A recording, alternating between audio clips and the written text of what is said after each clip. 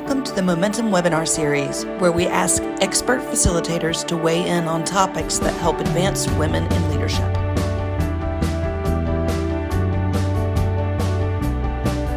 Hello, everyone. Thank you for joining us today on Momentum Leaders webinar. We are actually so excited to have Gayle Lantz with us today.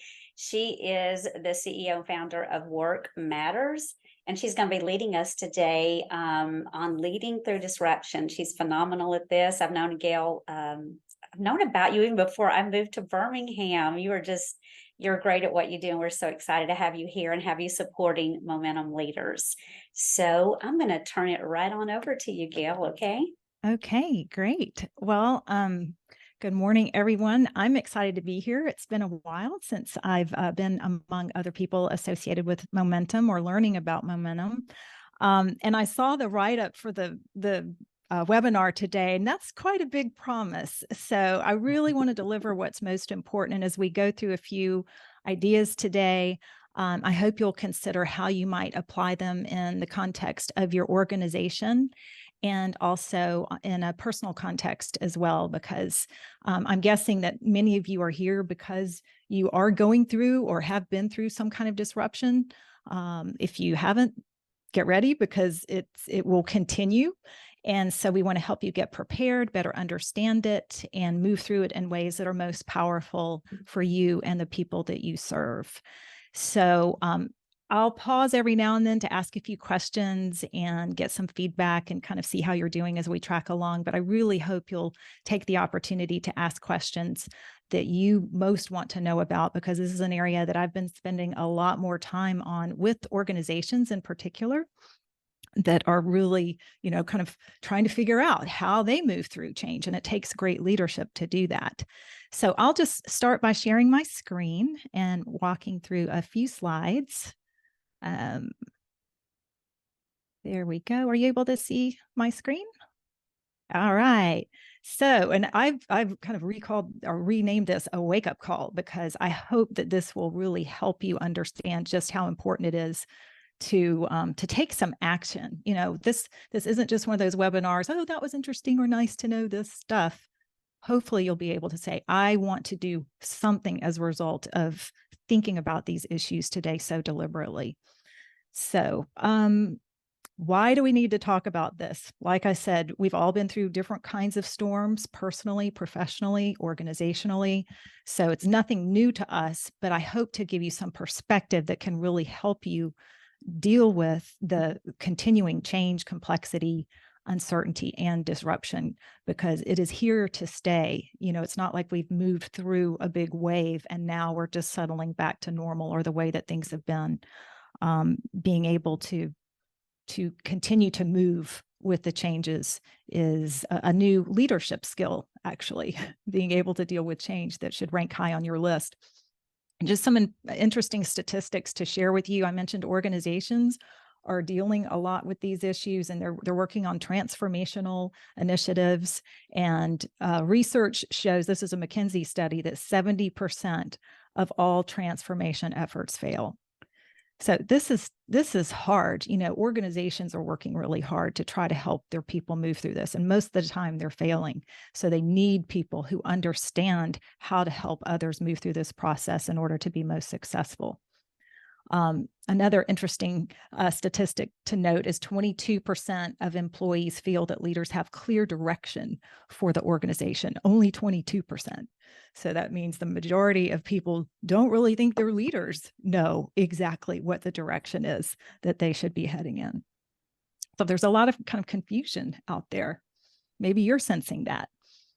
Something else to note is that 88% of Fortune 500 companies that have been around for the last 60 years are now gone. And over 50% of S&P 500 companies will be gone in 10 years.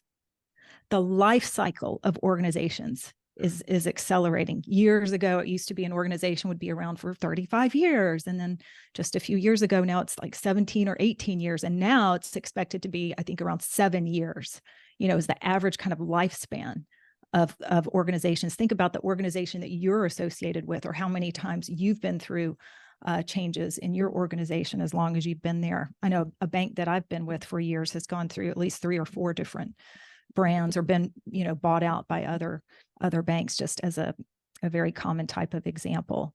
Think about companies like Kodak, Blockbuster, some of those that you may recall that were huge companies, huge brands that are no longer here. Other companies that are effectively working through change and reinvention are looking at the foundation of what they're about and carrying the business forward in new ways. Philips is an example of that, where Philips many years ago produced televisions, and now and then after that they looked at they were producing light bulbs, and now they're producing medical equipment. So that's an example. That's a great example of an organization that's been moving through change and disruption and reinventing themselves very well over the past few years. In my conversations with executives lately, I've been talking a lot about something we call Titanic syndrome. And as you may know, the Titanic, some people think, oh, it was the iceberg's fault, the Titanic sank, but there's so many other factors that contributed to that. A lot of warning signs that were missed, communication that people should have gotten. And I don't have the time to go through the whole story, but there's so many reasons why the Titanic failed. And so the Titanic syndrome is known as a corporate disease in which organizations facing disruption create their own downfall through arrogance, excessive attachment to the past, or an inability to recognize the new and emerging reality. So, I'm planting the question, are you in Titanic syndrome with a lot of the executives that I'm working with, and getting a lot of different perspectives on that. So it's something to think about. And I'm not trying to create the impression that you are necessarily in Titanic syndrome, but it's something to begin thinking about when you're looking at some of the clues that you might want to pay attention to. So how do you go about doing that? There are a number of barriers that exist in organizational change. And I'm starting to talk about organizational change, then we'll shift into personal change and reinvention. But I just want to set the context because some of you may be experiencing these in the companies that you work with. What are some of the most common barriers that you think prevent you from moving through change in a healthy way? One of them is the elephant in the room that nobody's talking about. Have you ever been in a meeting? I was just in a meeting yesterday where there was one of these, and everybody was kind of dancing around the topic, but trying to kind of pretend like things were okay and moving the organization forward. Nobody was putting on the table the key sensitive issue that was pretty glaring to many people. So there are a lot of team dynamics, reasons why that happens. From a leadership perspective, it's important to have the courage to be able to talk about the elephant in the room. And to say, look, we really need to address this issue in order for us to move forward. So that's something that can help you a lot to gain the confidence to do that if you're not doing that already. Some of the most common barriers are the structure of the organization. How your organization was structured years ago may not work compared to what you have to do today. Looking at departments, roles, all of those need to be reassessed to determine, is this fitting where we need to be going in the future? Another barrier could be systems, technology systems, communication systems. That's another area that's a common barrier. And then finally, culture. I won't have show of hands, but I'm guessing many of you who are in this session today have experienced some form of a toxic culture. And it is, one of the most problematic elements that prevents you from being able to move forward in a positive way when you have a toxic culture. Those are huge areas to deal with, but it's important to at least be aware of those kind of obvious things that are needing to be addressed that can keep you from moving forward. There are also internal barriers that keep you from getting what you want, invisible barriers that you may not see. This was my sweet dog, Lucy. I just had to say goodbye to her recently, but this was her dog food that was delivered right there. I was gone for 2 hours. The pet food company delivered the dog food right there, like in front of her face, inside. She was just sitting there. It's like so close, but yet can't get to what it is that she really wants. It's like, what is going on?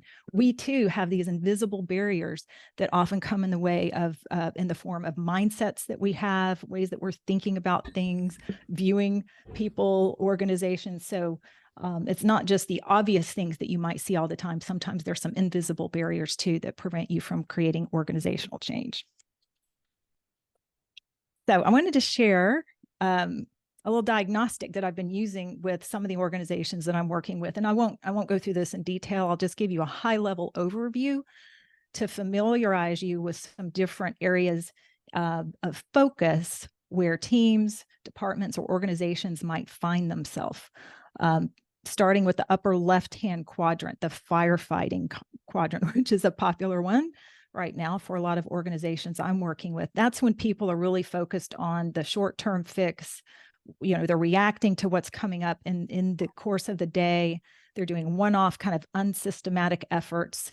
There's not a lot of alignment with the work that they're doing. Sometimes they're just, distracted by, shiny objects that take them off of their path, or burning platforms. They don't have time for reflection. So what firefighting is. It's important to acknowledge, where are we spending most of our energy and time as a team? Firefighting is one that's quite common. The Titanic syndrome, the one under that, is, we only see the disaster when it hits us. It's kind of like you're blindsided. And that happens when there's arrogance or overconfidence. Sometimes people or organizations think, well, we're too big to fail. We've been around forever, or, family-owned business. We've had generations, of history here. There's no way we can fail. Some people say we've always done it this way. They don't have the ability to anticipate or adapt to change. So that's where, some teams fall more heavily in Titanic syndrome, which is what we're trying to avoid.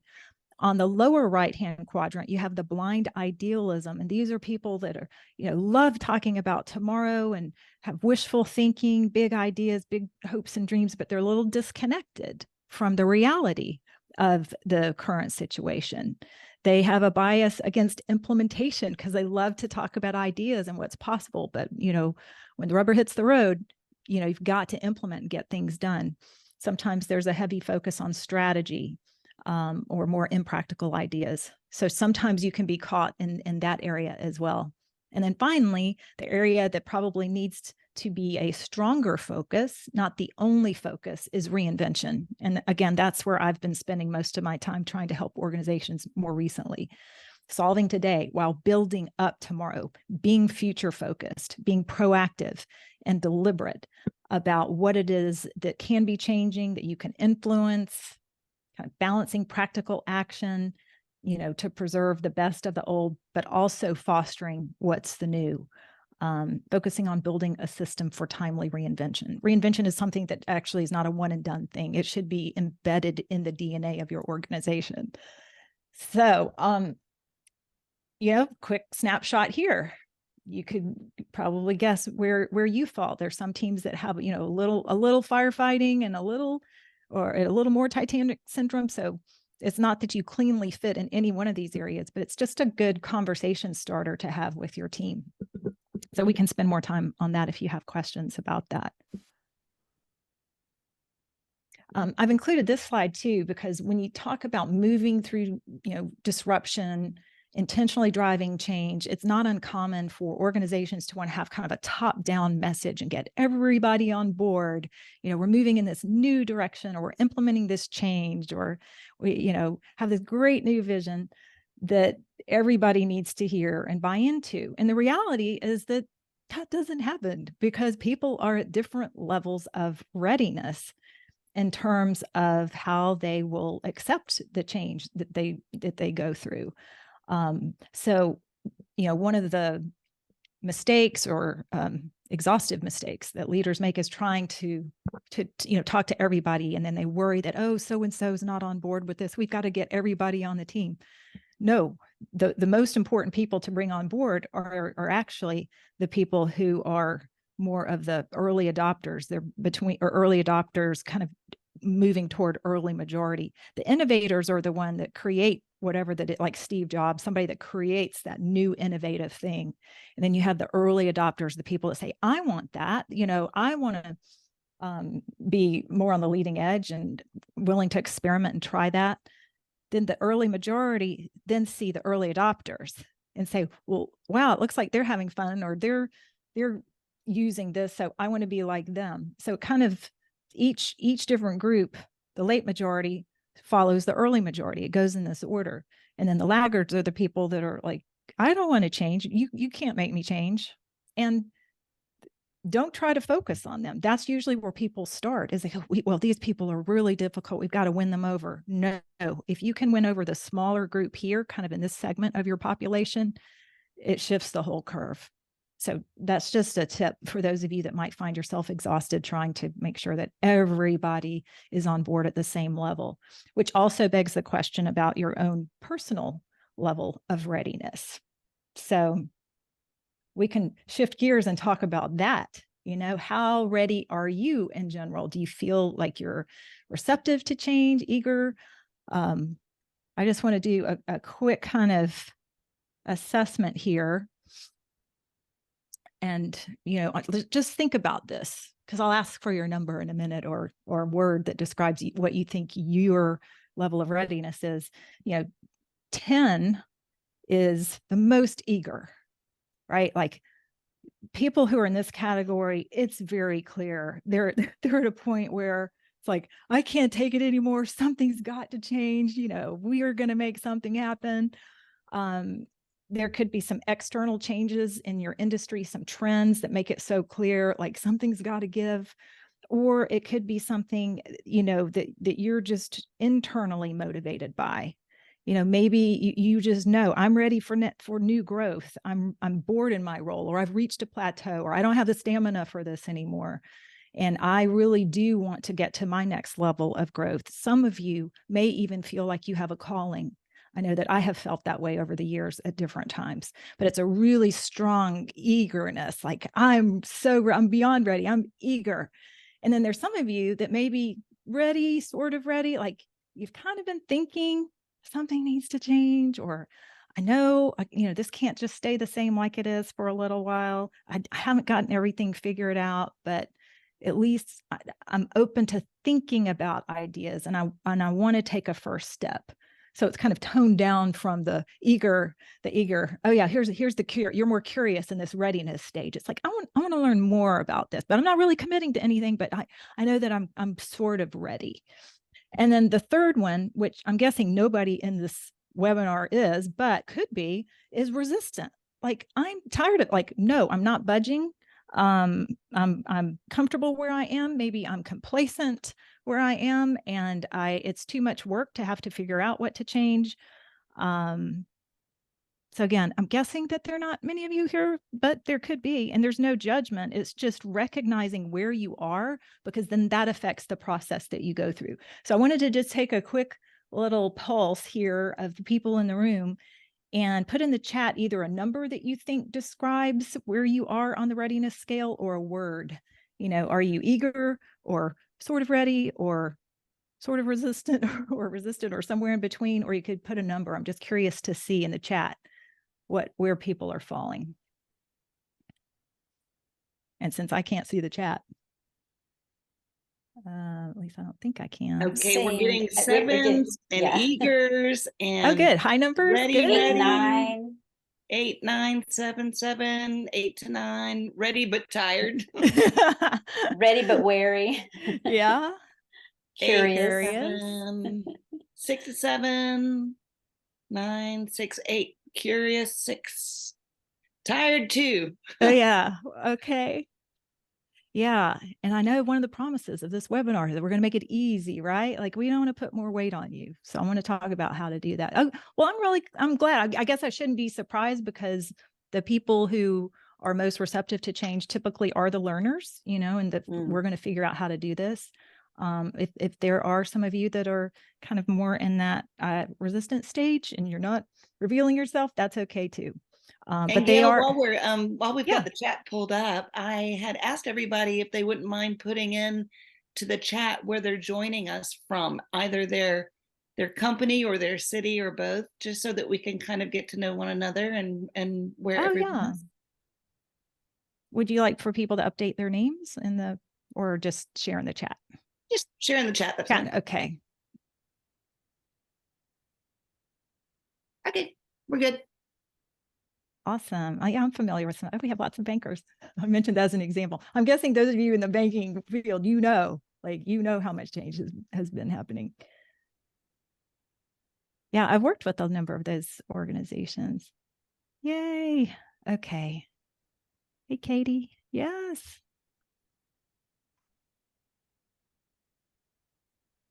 Good. All right. That's awesome. I just want to get a feel for who's in the room. And there'll be time, like I said, a lot of time for questions, and I want you all to jump in so I can be of highest value for you. But let's keep moving along here. So I want to talk about, again, the barriers that hold you back that are usually rooted in what you're thinking. And so and there are a lot of thoughts that you might be thinking that can hold you back. But I wanted to cover 5 thoughts that can really hold you back and see if any of these resonate with you. So be thinking about if any of these might speak to you. The first one is either or thinking. Like, oh, well, if I can't do this, I have to do that. Or there's only this one job opening, and that's not available, so I can't do that. It's like either or, black or white. You can, again, apply that. I wish I could get a sense, and I should have asked this earlier. Are most of you interested in more organizational change or personal change, or both, in the chat? So you could do O for organizational, P for personal, or B, both, because that might guide what are you seeing? We are seeing Both. both. Okay. Well, I'll try to cover both. Organizational, both. Okay. A lot of both. All right. So I'll attempt to do that. So the black and white thinking, it has to do with organizations. Then you can think of examples where they think it's an either or decision. We have to do this. We have to, add this new position, or we don't. Whereas no, maybe we could create a new position, or there's some middle ground that you could do. Same thing when you're thinking about your personal change, when you're thinking about your career opportunities, when you say, well, I think I can do this or that, but you're limiting yourself by the black and white thinking, because there's a lot of gray and there's a lot of creative opportunity that you're missing, both from an organizational perspective and on a personal level too. So instead of thinking either or, it's important to think, what else could be possible? Or what if I could do both? Or what if there's a happy medium somewhere? Or what else might I be missing? But to not limit yourself by just thinking, I can only do this or only do that. Okay, the second belief that can hold you back is too much focus on what you're missing. So, and that's easy probably to relate to on a personal level. Maybe I feel like I don't have the right skills, I don't have the right experience, the right background that people would want. Maybe I lack confidence. Maybe I, the reputation, I don't have the reputation that I need. So you zoom in on that, like that's so problematic for people that make that such a primary focus. And half the time they're not even right about what they think is missing. So being able to see the whole of who you are and to reorient yourself around your strengths helps propel you both on a personal level and on an organizational level. I was just working with an organization yesterday that was struggling, looking at the composition of the team and saying, we're really weak with this area, trying to get a position filled. But it ended up that they might be able to creatively use some other resources that didn't even require having to create a position. When we talk through it, it's just like, oh, we can't do this because this is missing. or we don't have enough funding. Organizations go through that a lot. We don't have the money to do whatever. Well, you can get creative. You can figure out, not focus on what you're missing, but on the resourcefulness that you have and how you can make things happen. So what are some of the things, I'm curious, going back just personally, that you think that go through your mind in terms of what you might be missing? I'm not the only one, I'm guessing. What are some things you just want to put in chat then that you think is becoming too much of a focus on lack in your case that could be holding you back? Anybody? Do you think you need like more certifications? Do you think you need more network, more connections, more expertise? That lack of funding, connections, more networking, network connections. Okay. So as long as you keep that as your focus. I love this. Trying to please the wrong stakeholders. Yeah. Yeah. That's a whole other issue. Yeah. That's good clarity of judgment there.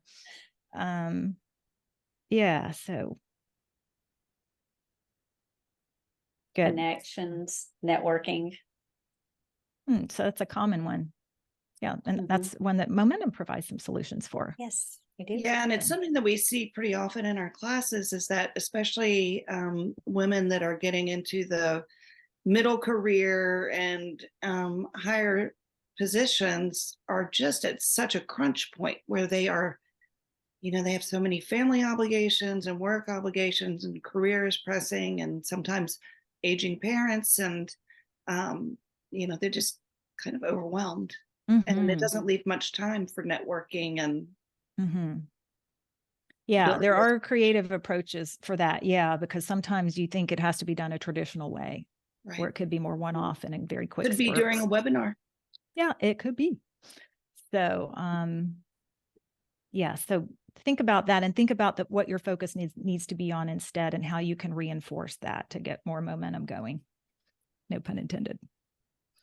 All right. The next thought that holds you back is caring too much about what you think other people think of you. Because the truth is, you really don't know. And so, so oftentimes we see, if we're the little cat, we can't see that we're really a lion, or sometimes we're really the lion and we think we're a little cat. So we don't have a proper perception of ourselves. And so being able to really see yourself clearly, and ideally be able to like what you see, like I'm good enough. I've got the main things that I need. So being able to be at peace with who you are and what you have at this moment is the key to everything, because you'll always be looking at, what do other people think? Companies talk about that a lot all the time. What is our reputation? And they think they know what their reputation is. Sometimes they miss that people are seeing them through a whole different lens. So both individuals and organizationals kind of grapple with how do people perceive what we're doing? What will they think? And it drives everything that they do, whereas you need to be driven by who you are. And we'll get to that later on.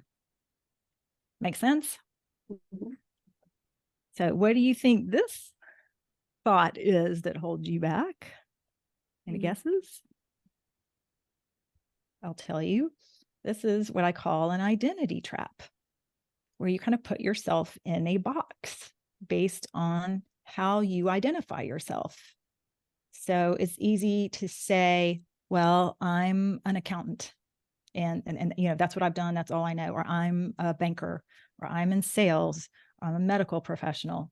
To kind of box yourself into whatever it is that you think that you are.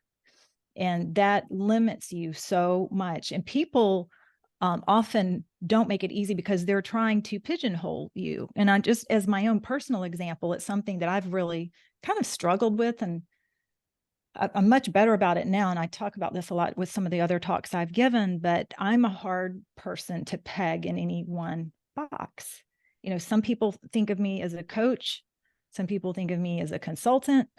Some people think a speaker, a podcaster, a writer, an executive, like all of that. And I'm all of that. So I don't fit cleanly in a box. And it used to really bother me that I didn't have this kind of clean identity that I could kind of latch onto. But now I'm kind of at peace with it.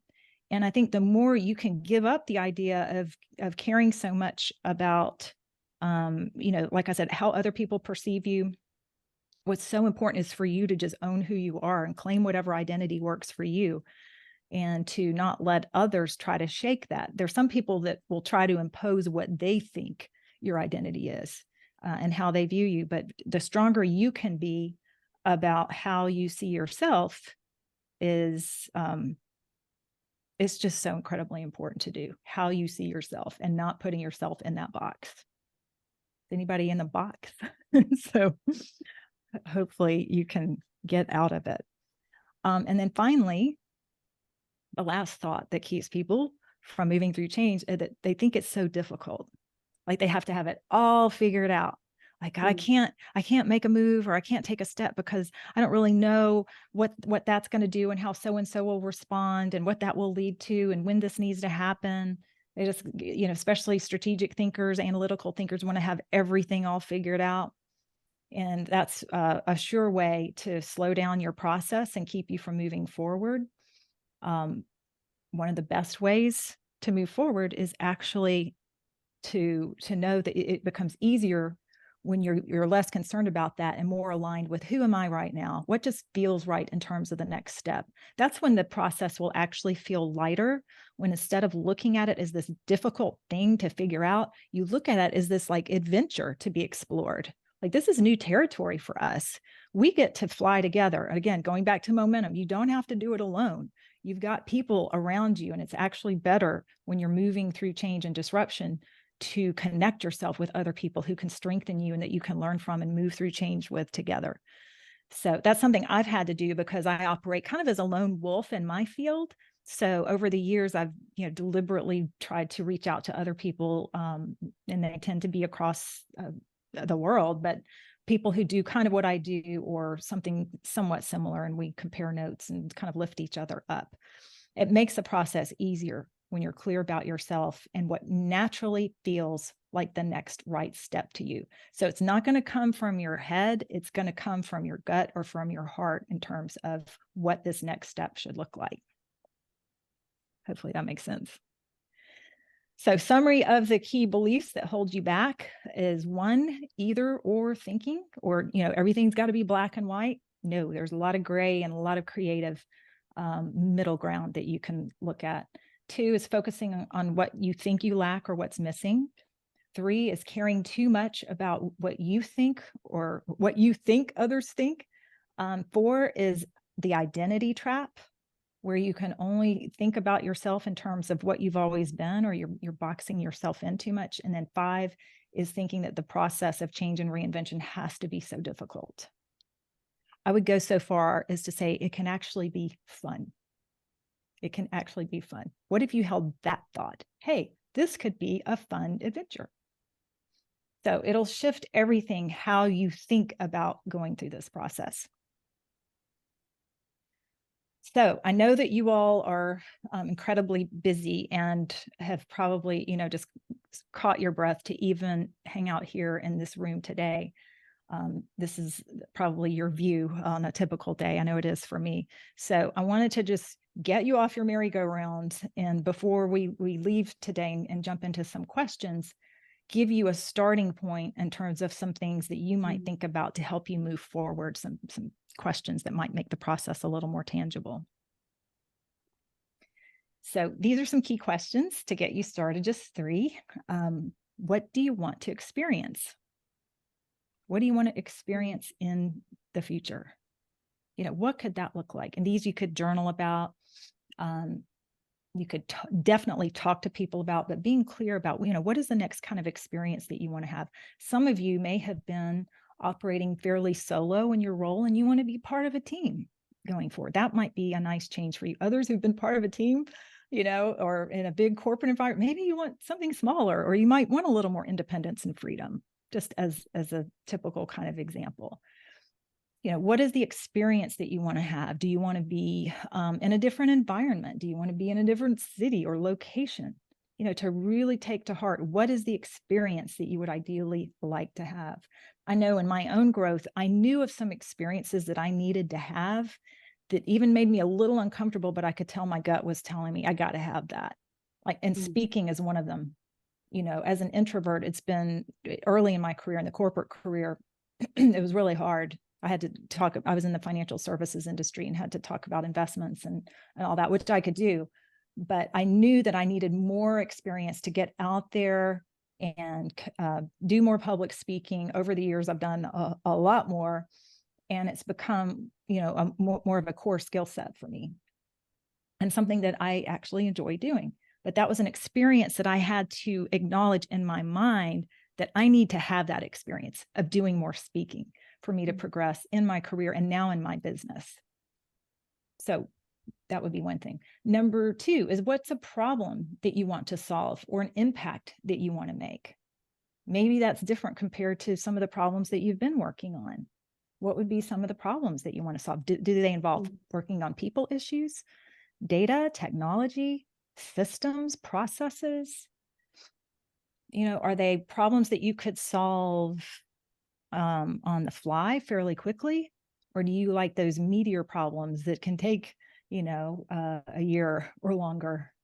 I've worked with a lot of organizations where the nature of what they do, I worked with NASA, they've got projects that are spanning years. They're working on big problems that are taking a long time, to solve, but that's very gratifying for a lot of people. So what are the kinds of problems that you want to solve, or what is the impact that you want to make? What would be different in your ideal world going forward? And then finally, what do you want to learn now? What is it that, going back to those of you that said you're curious, what are you curious about? What would be something that you might want to learn more about? When I first started my business, I had to learn more about how to run a business because I'd come from the corporate world and I made the leap into this weird entrepreneurial world. So I had to learn more, like how do you operate in a solo kind of operated business? What are the skill sets there? So think about what you want to learn. And then the big question is, who do you want to become? That's a big, heavy question. But keep that in the back of your mind. As you're thinking, I was in a yoga class the other day and they ended the class that way, as we end, think about the person that you want to be tomorrow, and I just think it's a really good question to be deliberate and to realize that you can become that person. Do you want to become more compassionate? Do you want to become more effective in some way? Do you want to become less anxious about some things? Like, who's the person that you want to become? Whatever that means to you. There's no right or wrong, but for you to kind of think about that.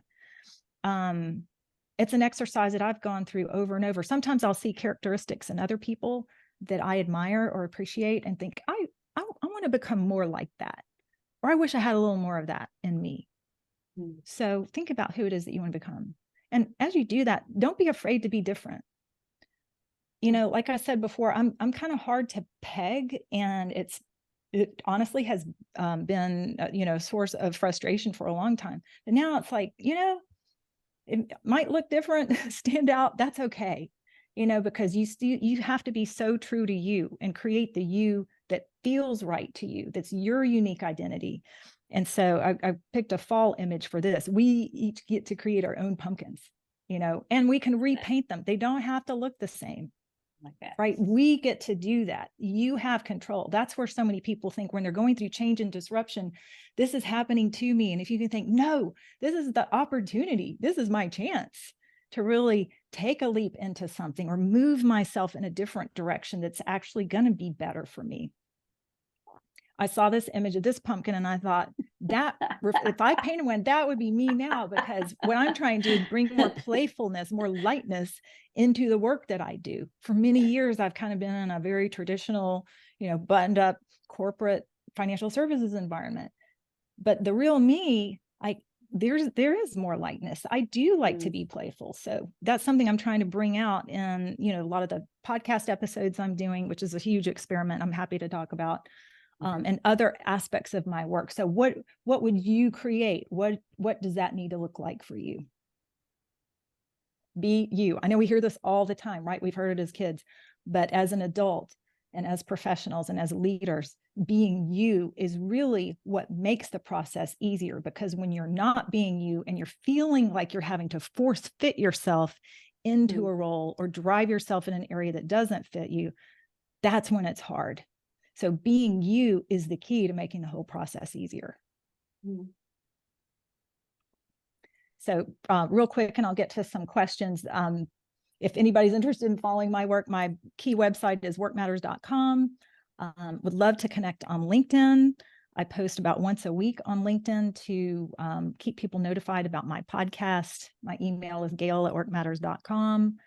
And then I would be remiss not to mention a podcast that I started 3 years ago. Talk about going through disruption and using that as a time to reinvent and experiment. I launched my podcast at the very beginning of the pandemic, just kind of practicing what I could do with a microphone and getting some thoughts out. And I've done close to 170 episodes now, one every week. And it's ranking as one of the top 5 podcasts of all podcasts globally now. So I'm really proud that I'm still working on it. And it's still weird for me to call myself a podcaster, talking about this identity complex. But I really like creating these short episodes that have some very targeted content that can help people who like personal growth and who are leaders and want to do their best work. So you can check that out at ceoonthego.com. No, ceoonthegopodcast.com, but it's available wherever you listen to podcasts if you're a podcast listener, and you can join my list by going to workmatters.com. So I think we have time for questions, and I would love to hear from you. So I'm going to stop sharing and see what's on your minds and what we can address in just a few minutes. Now's the opportunity. I hope I've stirred up some new ways for you to think or to get serious about what you can do to be a positive influence, to move through change yourself, or to help others do it. Yeah, well, I appreciate what you were saying about in the reinvention and how you can, and I'm coining a phrase for you, okay? How you can repaint your pumpkin. Yeah. Of how you can, it's okay to be so involved in what you're doing and do it great. And then you look and you say, hey, I can make this look a little bit different, and to be confident in doing that. And that's something that surrounding yourself around people who support you and see how you can do that helps you to feel confident in doing that. So thank you for bringing that up. Yeah, absolutely. I think everybody here should design your next experiment. What is it that if you could just try something, and know it may not work, but just try something with your teams or your groups, that's what's going to get you through disruption, to know that, this is the norm now. Just like to not go, oh, here, we're disrupted again. Oh, it's like, oh, here it is again. This is just normal. So I am now better equipped to be thinking, what could be next? This is this kind of is the jumping off place when disruption happens, to get the brain in gear, ideally beforehand, right? You don't want to be in Titanic syndrome.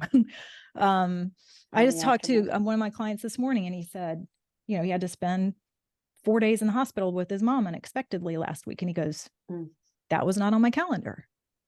Like that's life now. So the more you can say, yep, that's just how it is, and I'm moving through it, and I'm trying something new. I love that concept of moving through it, and that it's not, that change is happening to me.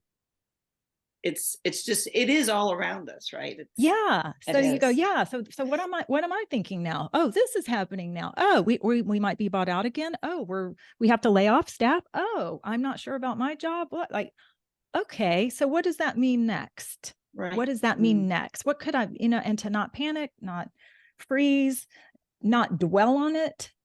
I hear so many people going, oh, well, if they'd only done this or they'd done that. They didn't do that. We are here today. Don't keep regurgitating all the problems, everything that didn't work, the decisions that should have been made. That is a lot of wasted time and energy. The pointed fingers of whose fault it is. Yeah. Yes, that's what I'm saying. I hope if there's any message that people are taking away today is that you have more control and influence than you realize. You are not at the mercy of all these forces that might appear to be trying to rock your world or take you over. You have that power, and to be able to test it out in your own unique way, whatever feels right to you, just to keep practicing. I'm continuing to practice because I'm in a disrupted world too. So I have to practice what I preach.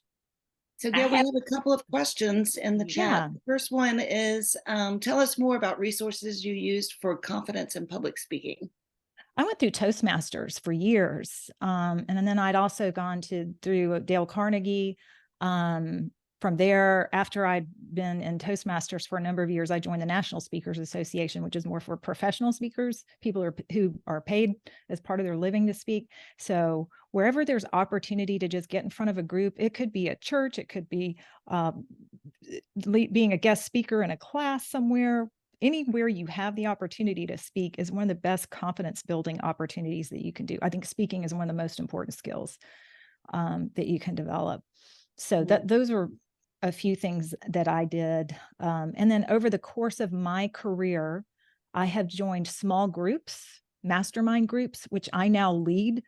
They're typically for senior level executives, but they're mastermind groups that you can form with a small group of peers that can help you bounce around ideas and give you feedback in a safe environment that can also help you build your confidence. So that's another avenue to explore, is just putting together a mastermind group with just a handful of people. Yeah. Or I'll also make a coffee plug shop for Deborah Boswell, who is a frequent presenter with she's a dear friend of mine. Good. Yeah. And Katie Johns, who works with Deborah Boswell, is actually on the webinar today. So, but Deborah, you can find her resources at deborahboswell.com, and that's Deborah, DeBorah. Right. And Boswell. And yeah, she's got quite a few free resources and does great one-on-one coaching. Yeah. Thanks, Katie. She just posted that in the chat. Yeah. So Elaine was asking, when the change doesn't go perfectly, what are your tips for failing forward and not getting discouraged to take risks next time? Yeah, it's a learning. So don't even see it as a failure to begin with. Go, so what did I learn from this? And how can I do something different going forward? So if you decide that you won't even view it as a failure and instead view it as learning, that's one of the ways to help you move through it. And ideally to even appreciate it. This is teaching me something. This might be a painful lesson.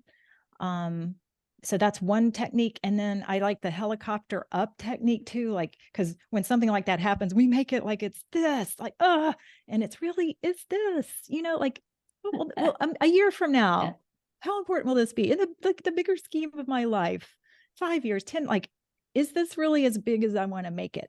So I see some people making really big deals out of something that in the bigger picture would be much smaller. So the more you can get, that bigger perspective on whatever has gone wrong, the better it helps you move through that experience, I've found. I have a question for you. When you're looking at the change and the disruptions, how important is it to learn how to ask the right questions, and where do you go to find those questions? Yeah, well, I have the questions that I like to pose, but I think the best kinds of questions are typically more future focused, meaning some like I pose, what is it that I would like to see happen in the future? What is it that would be most meaningful to me? Yeah, there are other resources to help you kind of think through for people that are creating or thinking about kind of their next career move or life and work. There's another resource that I offer on Amazon called the Life Work Planning Workbook. It's not for everyone, but that poses some good questions and thought processes to help people that are at that stage where they're trying to think through what's next. Yeah, so I think the best questions are open-ended questions. What's possible? What could be next? What might I be missing? Not what should I do? That's like an either or. Should I do this or should I do that? That's what a lot of people say. But what could be possible? So really trying to challenge your brain to think more expansively are the kinds of questions that I would recommend. I don't think there are any necessarily bad questions, but there's some that can limit you. Right. Yeah, Thank one you. thing that we, I think it was Lisa Graham and Julie McDonald in one of their sessions that touched on, what if we, instead of saying what if and being fearful about what if this happens, what, what's going to happen then, if we ask ourselves what's possible. Yeah. Hmm. Yeah. That's what I'm saying. Similarly, what's possible now, what could be, and what could be best case scenario. For those people that like to journal, I suggest scripting it out, writing your future, like a preview of here's what's going to happen. Here's some wins that I'm going to have over the next week or the next year or whatever context, but to constantly be feeding your brain with positivity and support and visualization for what you can do for your teams too. That's why a lot of the work that I do with teams is helping them see, wait, did you know that this could be like, what would you want this to look like? Because half the time they were saying, well, he doesn't communicate with her and this doesn't work because we don't have this, like it's all the arguing about why something's not working instead of saying, well, maybe we're not even looking at the right problem and what could be. How can we solve this? And so from a leadership perspective, for those of you that lead teams, it's important to try to minimize all, like I said before, all of that overanalyzing of what's gone wrong, instead really projecting the future possibility to get people to begin moving toward that. Yeah, what advice do you have for people to not, or to move away from what I call catastrophizing, going in that snowball to the worst case scenario? Yeah, to shift the momentum. So when you're doing that, one way to think of it is like a train, because your thought is going to start fueling that train going one direction, and it goes faster and faster because you start feeding your brain, oh, that didn't work because, and I should have done that. And oh, and I was a failure because of that. And made that, like that starts going one direction. So you have to begin shifting the momentum of the train of your thoughts to get to the next best feeling thought. Because you can't go from all of this extreme, oh, this will never work, this is such a problem, to, oh, now I get it. Yeah, everything's great, right? It doesn't happen that way. So to move your thought process to the next best feeling thought, to stop the momentum. It's so funny, I'm talking about momentum in a whole different context now, because we love momentum, but we want to get it going in the right direction. Right. And it might be like, I've learned from this and now I can move on. Or I'm not going to dwell on this because I know that there's something else that I can do tomorrow that's going to help us get better. Like whatever the next best feeling thought is, but you can't go from the catastrophe to the victory, everything, the birds are chirping and all of that, because that's not realistic. So give yourself a little grace. I think that's actually what part of my podcast today is about, is moving through the emotional guidance scale to move through the emotional process in a way that feels more incremental, as opposed to trying to jump it and going, why can't I feel better? I'm continuing to just feel like all this negative stuff. Why can't I get there? So be gentle and move in an incremental way. That makes me think also back to not doing it alone. Yes. And being able to think that, sometimes when we're drowning in that catastrophe, we can jump quick to, oh, this change is coming and pretty soon I'm going to be homeless, know, and to think that the people that love and support me are not going to let that happen. Yeah. Yeah. Or I'm resourceful enough. Yeah. Like whatever happens to me, bring it on. I'm resourceful enough. I can handle it. I have the strength. I'm learning some new things, but just like I said, it's like a thermostat, kind of changing the temperature to move through it little by little. And with support is one of the best ways to accelerate it, I think. I always reach out to friends and people in my network when I feel like I can tell that I'm going to get momentum going in the wrong way. Yeah. That makes sense. So what other questions do you have?